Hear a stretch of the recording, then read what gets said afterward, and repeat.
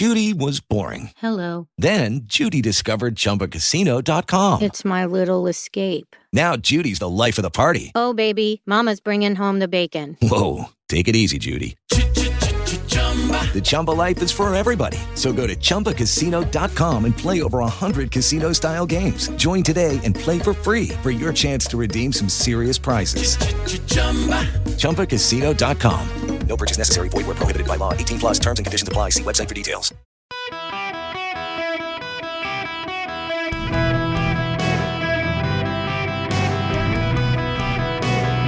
Welcome to the Eric Erickson Show podcast, Hour 2. Kind of shaking things up where I wanted to go because I feel strongly about. So just pull back the curtain a little bit. I say this sometimes and you guys are like, we don't care. What are you talking about? You know, I sit down every day and I outline the show. What is the biggest news of the day and whatnot? And occasionally during the show, something flips in my head. It's like, I really need to talk about this issue. And this is one of those issues.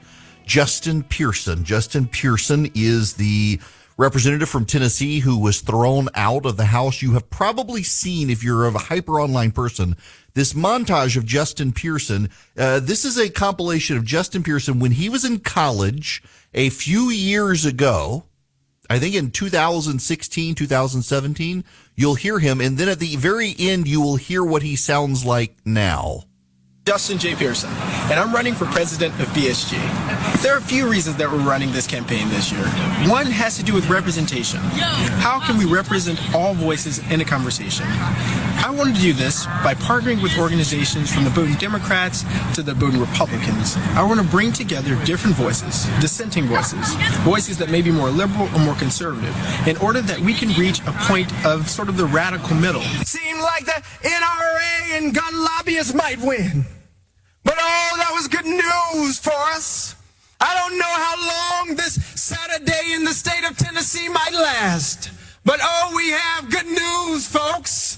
We've got good news that Sunday always comes. That's the same guy at the end.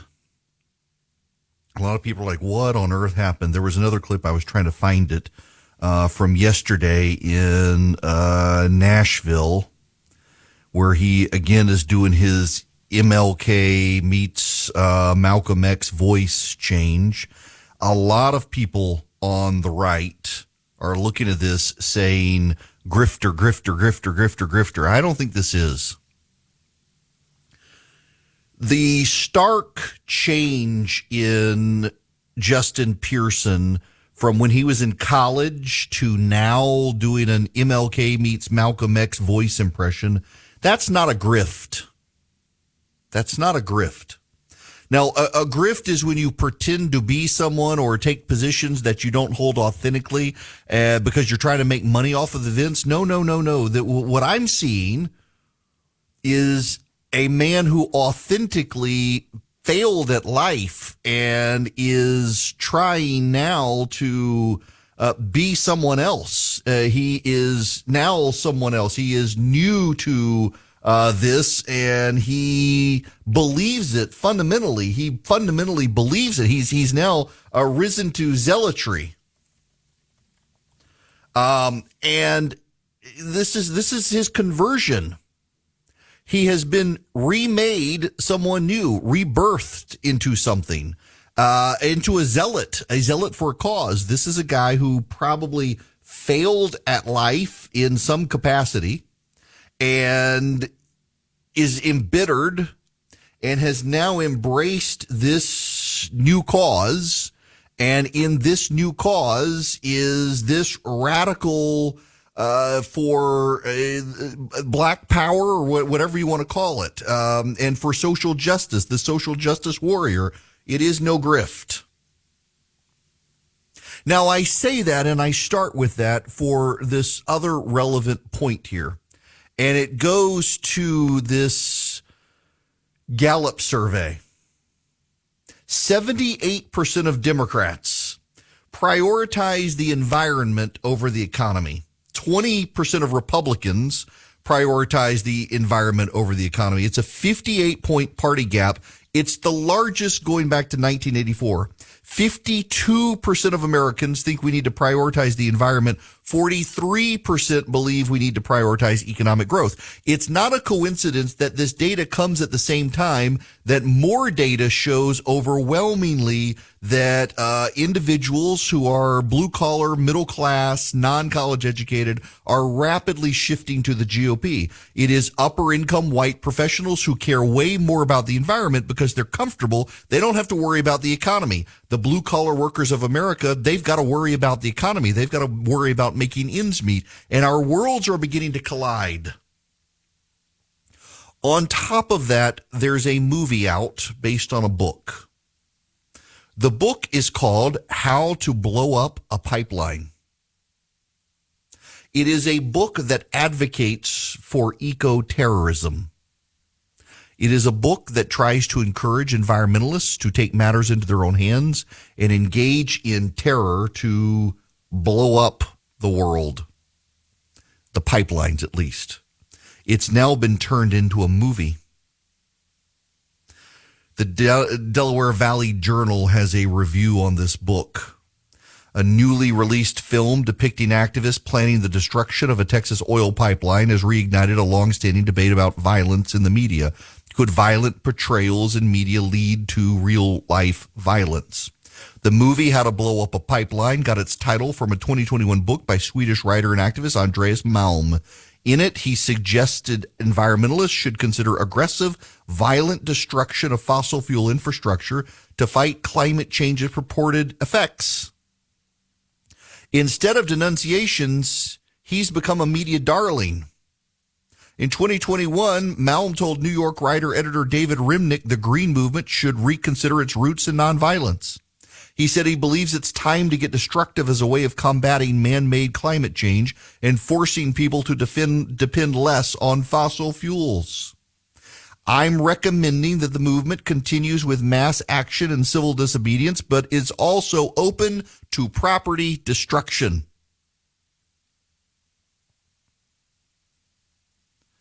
Let me tie these things together to be clear. Justin Pearson is not a grifter. He's a zealot. He's been radicalized. And radicalization is speeding up on the left. The media, the FBI, the federal government, they've been so obsessed about radicalization on the right, they haven't even noticed it happening on the left. They first increased despondency and despair. They told young people that we're all going to die within the next 10 years because of the planet. They told young black men the reason you can't get ahead is because the nation is systemically racist and the nation will forever be racist, and we can't have the white people making the changes because if the white people make the changes, they're going to preserve the status quo against you and the whole world is stacked against you. They've caused people to give up hope. They've caused people to become despondent. There's a reason we're seeing a mass spike in suicides in this country. There's a reason we're seeing a mass spike in drug dependency in this country. It is people who've fallen into despair. They've lost all ability to hope. They've grown despondent. Many of them have gone to drugs. Some have committed suicide, and still others are turning violent. What they can't have by peace, they will take by force. What they can't have through government, they will have through agitation. This is all coming out on the left. In the 1960s and 70s, we were in very much the same place.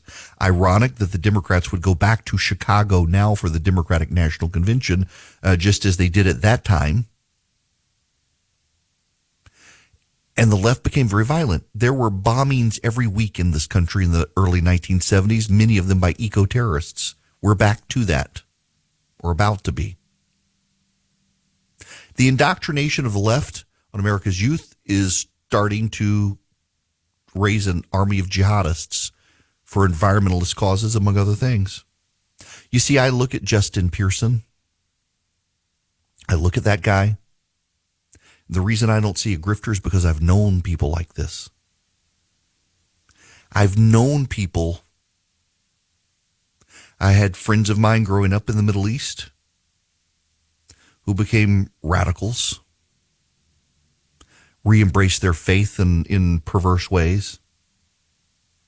I've known people in this country on the right who were seemingly reasonable, civil people who believed the world had turned against them, that they had been cut out of success in the world because of other people. And they became radicalized, some of them for Donald Trump in very angry ways. They embraced Donald Trump to stick it to everybody else. They didn't care whether he won or lost as long as he smashed everything along the way. There are still people like that committed to Donald Trump for that reason. There are people committed to Bernie Sanders for that reason. They want the rich to pay. They want the people who succeeded to pay. Justin Pearson, it seems, decided to take a walk in life, and it didn't go well for him. And it radicalized him, and I wouldn't be surprised if the George Floyd riots were the thing that ultimately sealed the deal. This isn't a grift. This is dangerous. Maybe he himself is not. But where the left is headed with this stuff is really dangerous and destabilizing for our society. You actually have the left praising a man who is advocating for property destruction around the country. You have Nicole Hannah-Jones and others on the left now arguing that property destruction is nonviolent. That's their actual argument, that property destruction is nonviolent. It's only violent when people get hurt. And if they get hurt by accident, that's not violence. That's just an accident. They are literally arguing this now. And much of the mainstream media and the national press has embraced this. This is a recipe for disaster in this country. A recipe for real disaster in this country. And the only way to fix it is to find someone who's willing to give people hope. It's why Tim Scott's message, I think, resonates with some people. He's a happy warrior. Ron DeSantis, if he runs, you got to give people hope. It is really easy right now to divide people and tear people apart. We're seeing this even within families where family members hate family members because of their political positions. Politics has become our religion. Heretics and apostates not allowed. You either agree or you're on the outcast. It is harder and harder to find people who are willing to be friends with people on the other side of the aisle. It's harder and harder to break bread together as a people in a civil society. We don't have a lot in common anymore. And the cultural institutions of the country are helping drive those wedges in. And on the left, there is this sense of righteousness on their side. They really believe history bends towards them. They say things like the truth happens to be liberal, or the facts are always progressive, or some such. They have their own institutions. They tend to be the dominant cultural institutions. They tend to take left-wing narrative and leave out the facts that might oppose them. And now they're at the point of encouraging violence. Friends, I'm sorry, but when you have an ideological institution that is the dominant portion of the Democratic Party telling people we're all going to die within the next 10 years unless something happens, and this nation is systemically racist, it is a recipe for violence in this country. And don't be surprised when people on the other side realize what's happening and they say, you know, I need to go out and buy some guns to take care of my family for when those violent militant anarchists of the left come marching down my street. We got to be protected. I just don't think it's a good time for conservatives to suddenly decide, yeah, we're gonna come up with a gun control compromise when you've got transgender activists plotting the murder of kids in schools to advance their own agenda, the media apologizing for those people, and now you've got radical activists out there saying, hey, yeah, we need to start blowing stuff up in the United States to force people back to the dark ages. You've even got those people out there shooting up power transformer stations, thinking that they can flip this country into crisis and take it over. We are in destabilizing times, and we have a drooling moron for president of the United States who not only can't see what's going on, but his staff has actively gotten him to complicitly conspire to divide the nation further with his Philadelphia speech with the red lights and the Marines and attacking everybody who disagrees with him as somehow unpatriotic and un-American. Joe Biden is playing into the division, not working to change the divisions. We've got to have politicians on both sides come forward and say, you know, enough is enough. We got to leave each other alone, let each other disagree without hating each other. And we're not going to get that because there's no profit in it. It's going to take you and me realizing we got to try to call our neighbors to the better angels of ourselves. And we start by actually seeking the welfare of our local communities, improving the lives of those there in our local community so that those people who may hate us, they think because of what they hear nationally, realize locally, actually, we can all work together even as we disagree on stuff. We're going to have to be the ones to save the country. Washington will not. There are around the country today, 5 or 6 news stories, all essentially saying donors are going wobbly. Ron DeSantis needs to announce. Why isn't DeSantis announcing? Is something going wrong? Has DeSantis decided not to announce? Dragging it out is hurting Ron DeSantis. None of these reporters have access to the DeSantis crew. I can assure you from my talks with donors that they are prepared to wait, and many of them were privately briefed on the timing that DeSantis would make his announcement. So what the media is doing is trying to generate some sort of narrative shift against DeSantis, and I suspect it is by DeSantis's opponents trying to suggest DeSantis is going wobbly, trying to get people to peel away. I wish everyone understood this. The DeSantis team behind the scenes has been spending a lot of one-on-one time with the donors and other political strategists who they trust to make sure they understand the timing so that as these stories come out that, oh my gosh, Ron DeSantis, why aren't you announcing? You need to announce. You're going to miss the game and everybody's going to be shut out and people are going to make up their minds. That would be irrelevant. On the other side, you have his opponents trying to build a media narrative inside an echo chamber that this is fundamentally destructive for DeSantis to wait, so that might persuade some donors and voters to start looking at other people to be able to begin to lock them in. Ultimately, everyone is frustrated that DeSantis has not yet announced, but the people in the know knew he was not going to announce yet. He wants to wait the Florida legislature to be done. If DeSantis were to announce right now, the attack would be that the legislature is still meeting. This is a big distraction. You clearly aren't interested in being governor after getting reelected. You lied to the people. By waiting until after the legislature is over, DeSantis can show what he's doing and get it done. And these people are just hysterical about it. I flubbed up earlier. I said the top 5 highest unemployment cities, 5 out of the 5 were blue states. That's not true. Kind of, sort of. It's Las Vegas has 5.7% unemployment. Chicago, 4.4%. Los Angeles, 4.3%. Houston, 4.3%. Cleveland, 4.2%. Las Vegas got a Republican governor, but a pretty Democratic state. Chicago, Los Angeles, Democrat. Houston, of course, Texas, and Cleveland, Ohio, not. But 5.7, 4.4, 4.3, 4.3, 4.2. The lowest, Orlando, Florida, 2.6% unemployment. Indianapolis, Indiana, 2.6 unemployment. Tampa Bay, Florida, 2.5% unemployment. Minneapolis, Minnesota, 2.4% unemployment. Miami, 2.2% unemployment. So 3 of the lowest are Florida. The others, the highest, are spread around the nation. Pretty striking story for a Ron DeSantis if he runs for office. Concurrent to that, there's this story in Bloomberg. Kyle Bass is the founder of Heyman Capital Management. And he is saying that a lot of office buildings need to be torn down, not burned down. They need to be demolished. Demand is there, or demand is not there. People are not returning to offices. A lot of people are working from home. There's also not enough workers to go around for these offices. The founder of Heyman Capital Management says office buildings in cities need to be demolished because demand isn't returning, and it's impractical to turn most towers into apartments. It's one asset class that just has to get redone, and redone meaning demolished.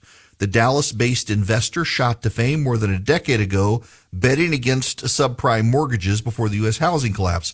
He since pushed a series of contrarian investments that have occasionally burned investors, such as predicting the collapse of the Japanese government debt and the Hong Kong dollar. His expectation of more pain in the office market reflects a more widespread view that the pandemic has driven a semi-permanent shift toward remote and hybrid work that imperils lower quality buildings that are older and lack amenities. The office vacancy rate in the United States climbed to 20.2% in the first quarter, up from 19.6% in the last 3 months of 2022. Recent weakness in tech has forced companies like Meta, which is Facebook, and Amazon to scale back their footprint. I live in south of Atlanta. my flagship station, WSB, is in the heart of Atlanta. There are still a lot of cranes in the sky. There are buildings being built. The question is not what to do with the new buildings, because a lot of big employers, they like to build the new and the shiny and the amenities. A lot of old buildings, like I am in my studio now, not at my flagship station, but at my own studio, about an hour south of Atlanta. I'm on several stories up in a building that's been here since the late 1960s. There's a central elevator corridor and bathrooms. The individual office spaces don't have bathrooms, have a sink, don't have hot water.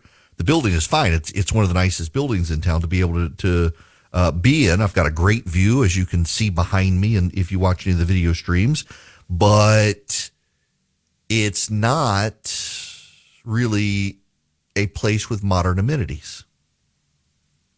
Newer businesses want modern amenities. They want to be able to have private bathrooms for the CEO, among other things, in the office space. They want to be able to have more bathrooms than one in the central corridor for employees to be able to move around. They want to be able to have flexible meeting spaces and things like that. Newer office buildings are being built to accommodate those things. Old office buildings, they're just kind of there. You can gut them on the inside some, you can redo them. Part of the problem is you can't, to get to Mr. Bass's point, you can't really convert them into apartments. There are a lot of plans suggesting convert them to apartments, but you can't really do that practically because of the plumbing issues. So many of those older buildings, the way they're wired and the way they're have water in them, you got to go to the central hallway, and you're not going to have communal bathrooms. Nobody's going to want to do that for an apartment. You got to raise the floor to run pipes to some degree, or run them above the drop ceilings, which can be problematic. It's hard to do. Some of them may need to come down. But the other issue here is, what do you do about employers, and what do you do about employees? How do you get people to come back to the building? I'm going to tell you, I love being back in an office. I've worked from home for 16 years. Being back in an office space is fantastic. Now, I've got an office in my space. So I have my studio and my office. My office doesn't have a desk. Been in here since January, and the office doesn't have a desk yet, just because I've wanted to spend the money on better lighting and staging for the show and better equipment, and make sure the other employees have all their furniture taken care of. I'm probably about to get a desk because I don't like to sit at my studio desk all day doing show prep and stuff. I'd rather have an office I can go to. But I'm kind of unique in that regard. I want an office. I want to be out of the house. Millennials younger than me, Gen X's, Gen Z, they don't want to go to an office. They want to work from a coffee shop. They want to work from home. Now, I actually think that will fade over time. I think there will be a desire by employers to force people back into the office. There is a level of bonding, connectivity, and creativity that can't happen remotely. That's why Apple, for example, built their massive office park, started moving people in right before COVID, had to shut it all down. A lot of employees were reluctant to get back to work, and Apple said, given the uniqueness of what we do, you got to be in the office 3 days a week at least, so people can hang out together and collaborate together and talk together and explore ideas together. That togetherness matters, and businesses that get their employees to be back in person and collaborate are going to be better. But a lot of businesses that do that are in the newer business models. They're in the newer business towers. So you still have a whole lot of old businesses and old modeling that needs to tear down, and you can't convert them all to apartments. Going to be a lot more space. Now, into that, there's a side component. And this gets back to something from yesterday about which y'all are pretty doggone passionate about. Battery-powered cars. One of the issues with a lot of older buildings is the electrical infrastructure to be able to put in the high-capacity chargers, where to put them in, and the cost of putting them in. Apartment complexes as well are struggling with this. How do they put in high-capacity chargers? A buddy of mine up in North Carolina, who will hear this later this evening when he listens to the podcast, said his wife's boss has a Tesla, and they had to take a road trip to Pennsylvania.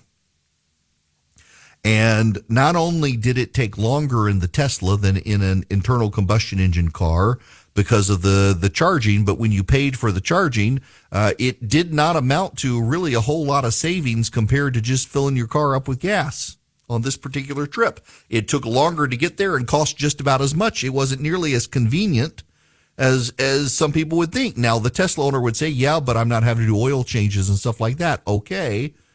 But if time is money and you're having to factor in longer trips because of charging, that's not economical.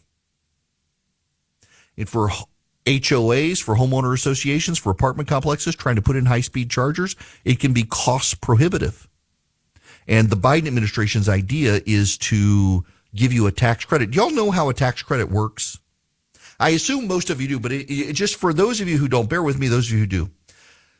Let's say the government gives you $5,000 tax credit for putting in a high-speed charger in your neighborhood so that people with a battery-powered car can get power to their car pretty quickly.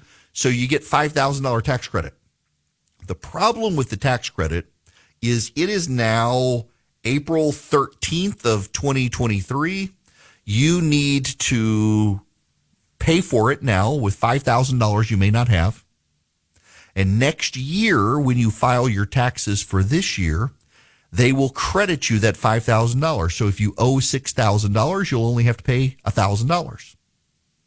The problem is, to a lot of people, that's not real money because your taxes are being withheld anyway. You never see in that money. Your company takes it out of your paycheck, so you don't really see it, and so you're just not going to pay. Maybe you'll get a refund. The refund will be great, but you don't have the $5,000 today. You're going to have to take out a loan to do it or something. That's not the way most people live. The idea of giving people tax credits to swap out their HVAC system in their home. I'm going to give you $2,500 if you put in something more efficient in your home. That's all well and good, but I don't have the $2,500 right now to swap it out. You're going to give me a tax credit next year for something this year that I don't have the money for. It's not really a big incentive for the middle class. It is for the rich. And again, so much of what the Biden administration has done is for the rich. And now this is the same thing with this push for battery-powered cars. I have new data on that I didn't realize yesterday. I knew it and then I forgot it. It's one of those things. So a year or so ago, the Environmental Protection Agency put in a quota demanding that X percentage of cars in the United States be battery powered. And the Supreme Court said, you can't do that, EPA. You don't have the power from Congress to mandate production quantities in the United States. So this new regulation that would require that carbon emissions be cut in half will force the same quota they wanted to force the last time. Essentially, they're trying to find a way around a Supreme Court that said you can't force production changes in the United States. By the way, for those of you who think this is a good idea, do you know what you call it when the federal government forces businesses to align to the government's values and carry out the will of the federal government? Do you know what you call that? Fascism. That's what Mussolini did. The ends were controlled by the state. The means were controlled by corporations. The government would set the ends, and the companies would arrange the means to align with the ends. That was fascism. That's what the Biden administration here is doing. Nobody, of course, wants to call them out on that.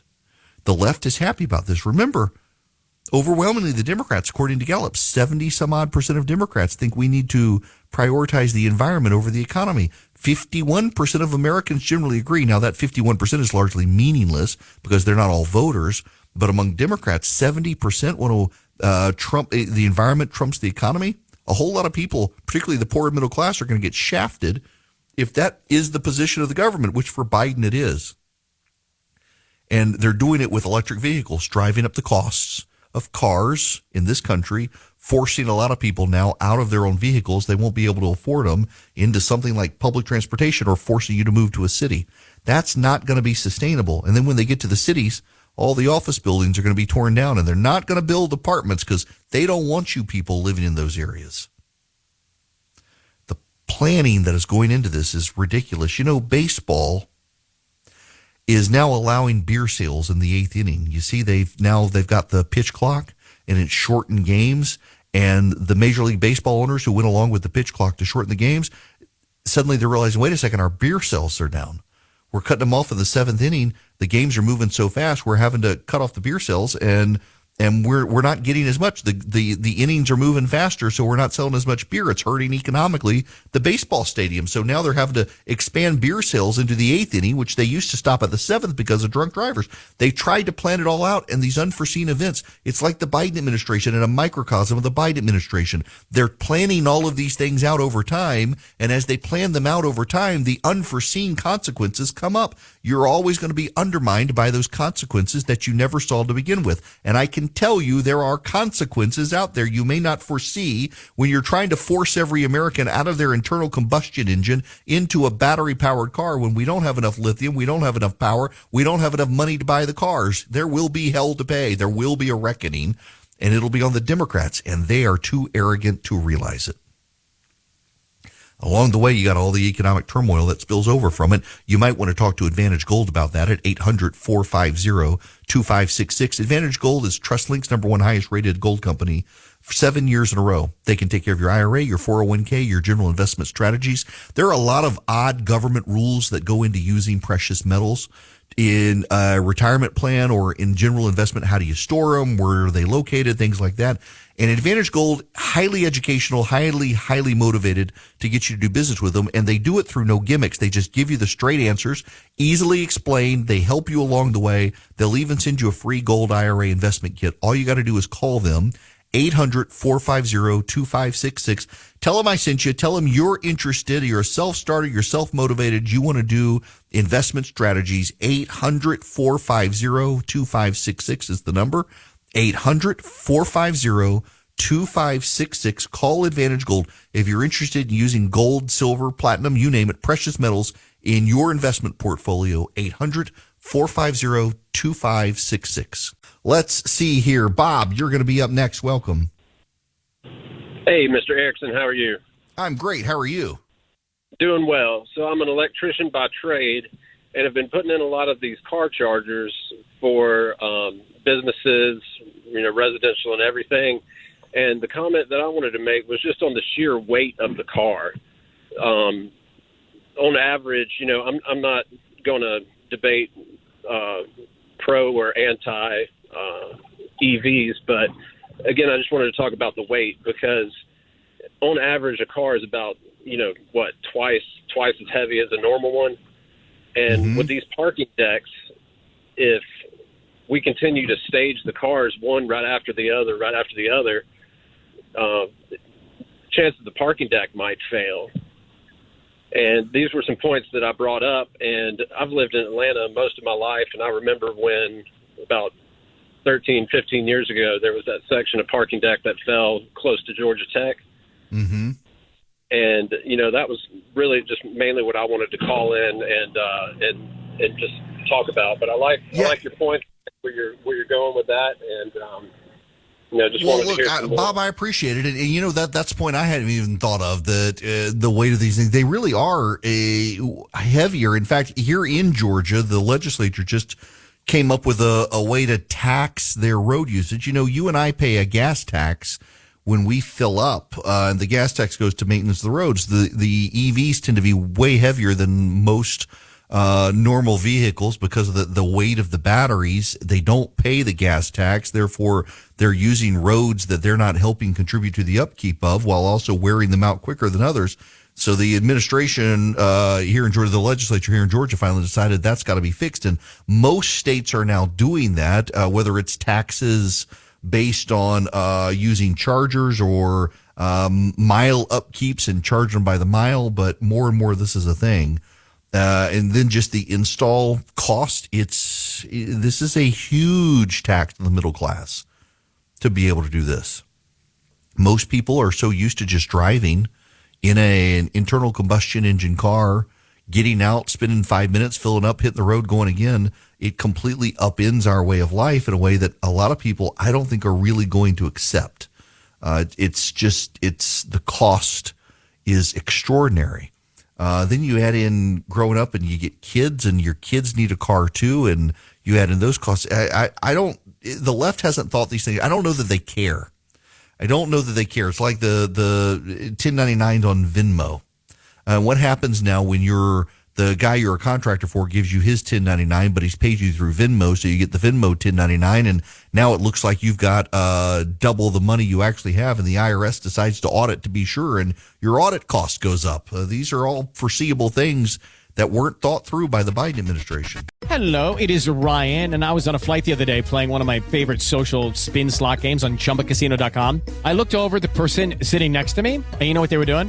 They were also playing Chumba Casino. Coincidence? I think not. Everybody's loving having fun with it. Chumba Casino is home to hundreds of casino-style games that you can play for free anytime, anywhere, even at 30,000 feet. So sign up now at ChumbaCasino.com to claim your free welcome bonus. That's ChumbaCasino.com and live the Chumba life. No purchase necessary. VGW. Void where prohibited by law. See terms and conditions. 18+.